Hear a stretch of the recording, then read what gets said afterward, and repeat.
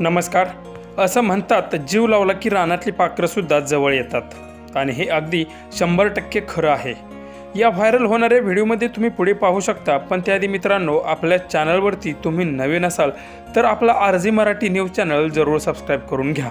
ज्यावेळी आपण घरात पाळीव प्राणी पक्षी पाळत असतो तेव्हा आपण त्यांना प्रेमाने आपुलकीने वाढवत असतो आणि जवळ घेत असतो.